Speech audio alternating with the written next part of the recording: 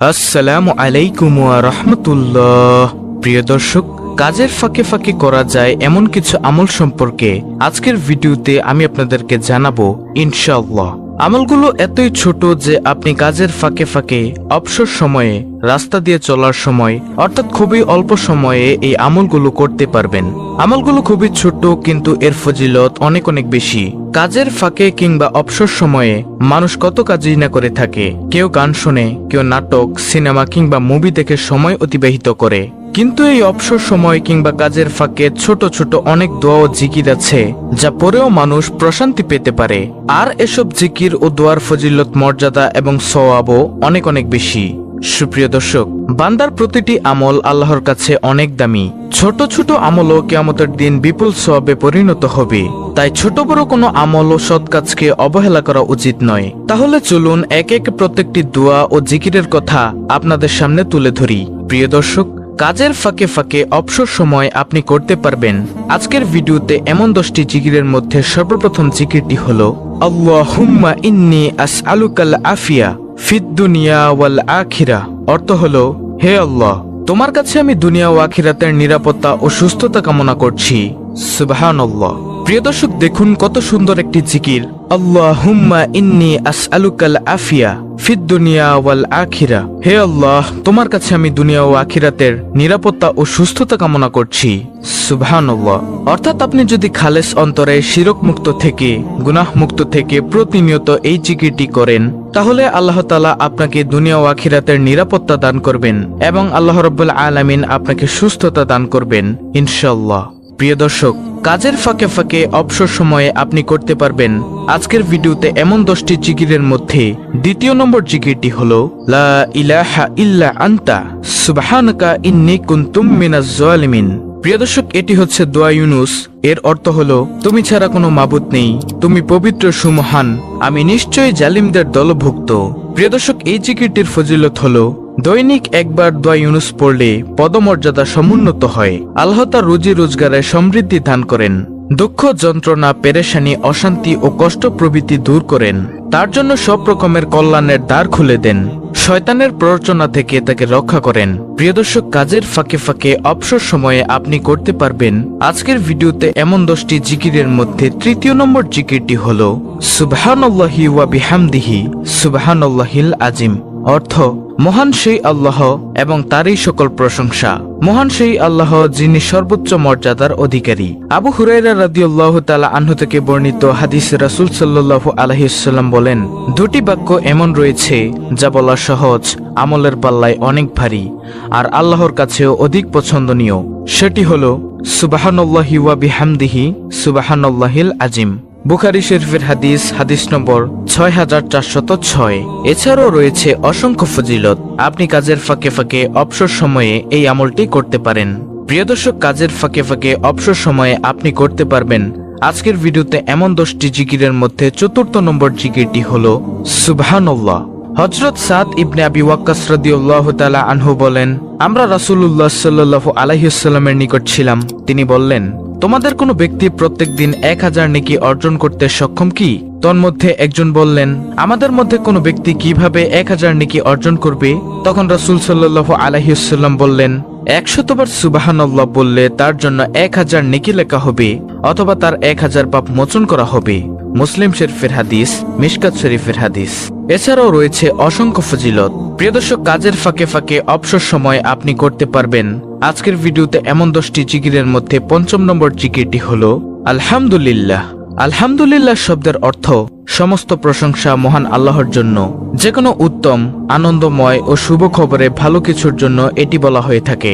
পছন্দনীয় কিছু দেখলে বা শুনলে আলহামদুলিল্লাহ বলতে হয়। হাদিসে আছে, আল্লাহর মহত্ব বর্ণনা ও প্রশংসার জন্য আলহামদুলিল্লাহর চেয়ে উত্তম বাক্য আর নেই।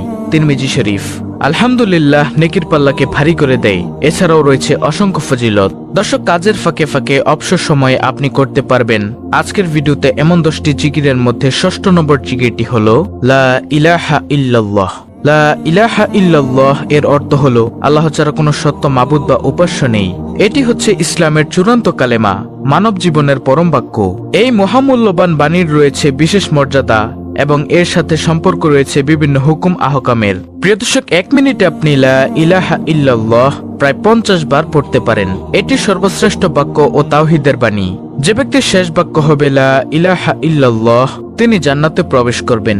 এছাড়াও এর ফজিলত ও মর্যাদার ব্যাপারে আরো অনেক বর্ণনা রয়েছে, যা বলতে গেলে ভিডিও আরো বড় হয়ে যাবে। তাহলে গেল 6 নম্বর আমল, অর্থাৎ লা ইলাহা ইল্লাল্লাহ জিকির করা।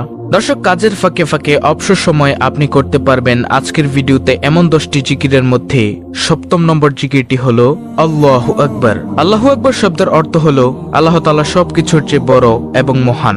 আল্লাহু আকবার শব্দটি মুমিনের ঈমানের দৃঢ়তা বৃদ্ধি করে, মনের ভিতর থেকে ভয়ভীতি দূর করে। মুমিনের জীবনের শুরু থেকে শেষ পর্যন্ত আল্লাহু আকবার এর প্রভাব তাকে আলোকিত করে রাখে। এছাড়াও আল্লাহু আকবার এর রয়েছে অসংখ্য ফজিলত, যার ফজিলত এক ভিডিওতে বলে শেষ করা যাবে না। প্রিয় দর্শক, কাজের ফাঁকে ফাঁকে অবসর সময় আপনি করতে পারবেন আজকের ভিডিওতে এমন 10টি জিকিরের মধ্যে 8ম নম্বর জিকিরটি হলো লা হাওলা ওয়ালা কুওয়াতা ইল্লা বিল্লাহ। এর অর্থ হলো আল্লাহ ছাড়া কোনো ভরসা নেই, কোনো ক্ষমতা বা শক্তি নেই। অর্থাৎ মানুষের ব্যক্তিগত শক্তি, সামর্থ্য, ক্ষমতা ও সাহস যত বেশি থাকুক না কেন, আল্লাহ তাআলা তৌফিক না দিলে তা কোনো ধরনের উপকারে আসবে না। এবং আল্লাহর সত্তা সবকিছুর ঊর্ধ্বে, সব শক্তিধর বস্তু আল্লাহর সামনে একেবারে তুচ্ছ ও ছোট। এটি একটি গুরুত্বপূর্ণ বাক্য। এর ফজিলত ও সওয়াব অনেক বেশি। যখন মানুষ নিজস্ব ক্ষমতার বাইরে কোনো পরিস্থিতি ও কাজের মুখোমুখি হয় যা সম্পাদন করা তার উপর কষ্টসাধ্য হয়ে পড়ে, তখন এই বাক্যটি পড়তে হয়। এছাড়া শয়তানের কোনো প্রতারণা ও আক্রমণ থেকে বাঁচার জন্য এই দোয়াটি পড়তে হয়, অর্থাৎ লা হাওলা ওয়ালা কুওয়াতা ইল্লা বিল্লাহ। আমলটি করার ব্যাপারে হাদিসে অনেক বর্ণনা এসেছে। আবু মুসা আশআরী রাদিয়াল্লাহু তাআলা আনহু বর্ণনা করেন, রাসূল সাল্লাল্লাহু আলাইহি ওয়াসাল্লাম একবার আমাকে বললেন, তোমাকে জান্নাতের অন্যতম ধনভাণ্ডারের কথা কি বলে দিব?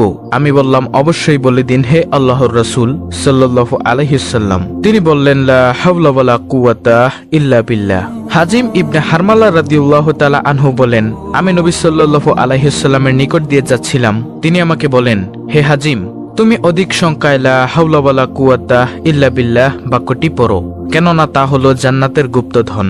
তো এটি গেল 8ম নম্বর জিকির।